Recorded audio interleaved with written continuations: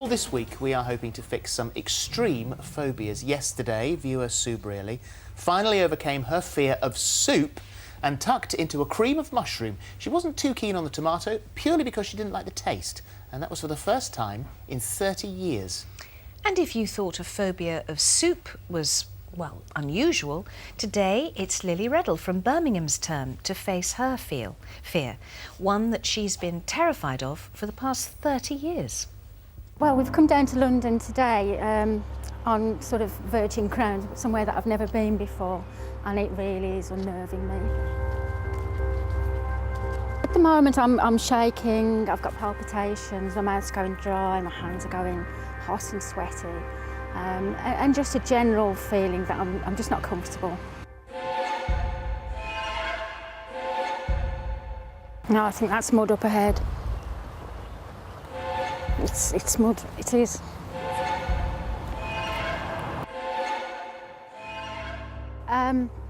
Just on the inside of the bend there, I can see it's darker, so it's obviously wet, and I just couldn't, no. Well, Lily is here now, along with her partner Steve and hypnotherapist Elliott Wald, who's going to help Lily, excuse me, overcome her fear of mud this morning.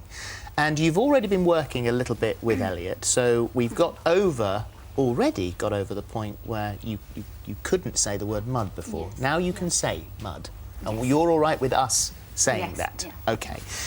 So this is a phobia you've had for 30 years, Yes. and you think you've pinpointed it to a moment in your childhood. That's right, yes. What happened? I was about 7 or 8, and we had several horses in the family. And one horse bolted, I came off, foot got stuck in the stirrup, and I got dragged face down, and my mouth got filled with it. I carried on riding horses till I was about 16, 17, no problem. And then when I stopped the horse riding, gradually the phobia developed. And at 16, you had one moment where it seemed to sort of kick into extreme gear, and that was when you got splattered. Yes, yeah.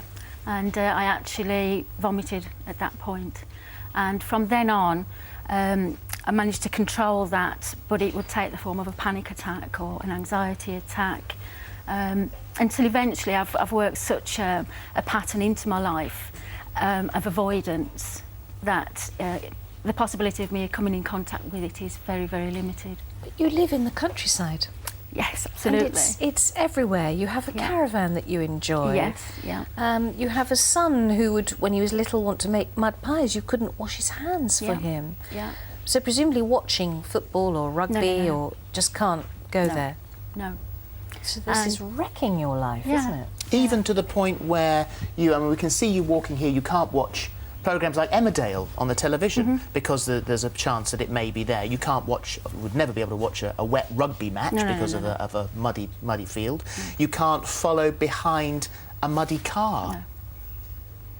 I mean, this is so, and it's extraordinary. It's only when you talk to someone who's got a phobia that you realise how many areas that it can affect you. Yes, that's and right. not only you, because Steve, you've just admitted something that you haven't said before. I think when we first met, I didn't think it was real. I thought it was, I don't know, I can't imagine myself being afraid of it, but I think over the years you program yourself to avoid it. So what you said to Lily earlier on was that you felt that because of her phobia, you've almost inherited it yourself. Yeah, that's right. Yeah. I see even you sit here saying it. So you spend your life avoiding it. You have said only it. Can you, having had a little bit of work with Elliott this morning, how long have you had? About 35 minutes. 35 minutes. Yeah, Could you say the word for me now? It's mud. How does that make you feel, having said that? Strange, very strange. Yeah, very strange. I read something today about you as well that was very interesting. You have overcome your fear of spiders. You have overcome your fear of needles because unfortunately you have MS and you have to inject yourself.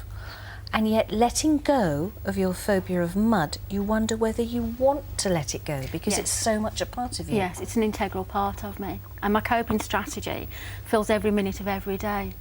And so I was talking to Elliott earlier, you know, is that going to leave me without a crutch almost? It's a weird sort of feeling.